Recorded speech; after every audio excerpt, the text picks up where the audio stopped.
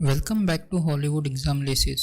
Movie की शुरुआत में हम केट नाम की एक लेडी को देखते हैं जो कि बहुत बड़ी सेक्स एडिक्ट होती है। केट अभी दूसरे हस्बैंड के साथ रहती है क्योंकि पहले हस्बैंड की काफी पहले मौत हो चुकी थी।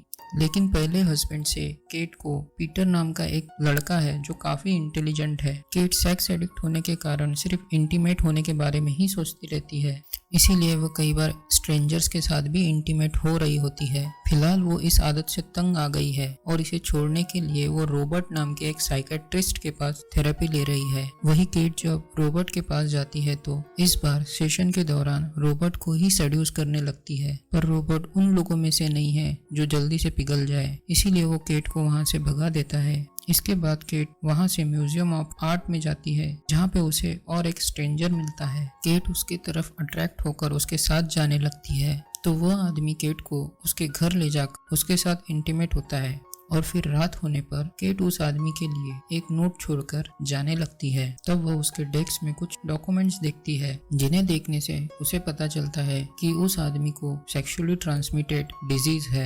ये सब का पता चलने पर केट वहां से जा रही होती है, पर तभी उसे याद आता है कि वह अपनी वेडिंग रिंग वहां भूल गई है। वह लिफ्ट से वापस लेने जाती है तो तभी ब्लैक सनग्लासेस लगाए एक लेडी आकर केट को बेरहमी से मार डालती है। लेकिन लीज नाम की एक कॉलगर उसे देख लेती है, लेकिन वो उसे पकड़ पाती उसके पहले ही वो किलर लेडी वहां से भाग जाती है। लीज यहाँ उस लेजर को उठा लेती है जो खून से सना हुआ था और यही उसकी सबसे बड़ी गलती होती है। दूसरी तरफ डॉक्टर रॉबर्ट अपने घर पहुंचता है तो वो फोन पे सारे वॉइस मैसेजेस सुनता है जिनमें एक मैसेज बॉबी का होता है। बॉबी बोलता है उसने पेपर पर सिग्नेचर नहीं किए, इसीलिए उसने उसके एक पेशेंट को मार डाला है। दरअसल बॉबी का कहना होता है कि वो एक ट्रांसजेंडर है, वो ऑपरेशन करके लड़की बनना चाहता है, पर इसके लिए उसको डॉक्टर रॉबर्ट के सिग्नेचर की जरूरत होती है।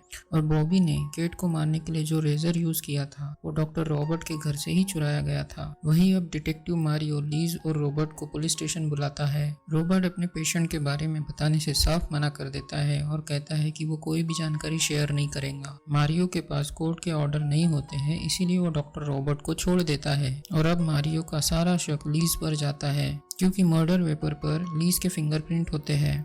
पर मारियो को ऐसा लगता है कि इतने सबूत काफी नहीं है लीज को अरेस्ट करने के लिए, इसीलिए उसे वह यह बोलकर छोड़ देता है कि उसे असली किलर नहीं मिला तो एविडेंस के तौर पर उसे लीज को गिरफ्तार करना होगा। अब यहाँ केट का बेटा पीटर भी नजर रखकर सब सुन रहा था और वो अपने मदर के किलर को पकड़ने की ठान लेता है। पीटर सबसे पहले रॉबर्ट के सारे पेशेंट्स का टाइम नोट कर लेता है, जिसके बाद वह एक ऑटोमेटिक फोटो कैप्चर्स करने वाला कैमरा वहां लगा देता है ताकि कोई एविडेंस मिल सके। वहीं दूसरी तरफ लीज अपने क्लाइंट के साथ जब इंटीमेट होकर वहां से निकलने लगती है तो वह देखती है कि वो किलर लेडी उसका पीछा कर रही होती है क्योंकि इकलौती लीज ही थी जिसने उसे मर्डर करते हुए देखा था। लीज उससे बचते हुए मेट्रो में जा पहुंचती है, लेकिन वहां भी कुछ लड़के लीज के पीछे लग जाते हैं, जिसके बाद बचने के लिए वो एक के बाद दूसरी बोगी में जाती है। और इसी बीच हम देखते हैं कि एक बोगी में बॉबी छुपी होती है और वह लीज पर अटैक करती है, पर तभी जो पीटर लीज पे नजर रखे होता है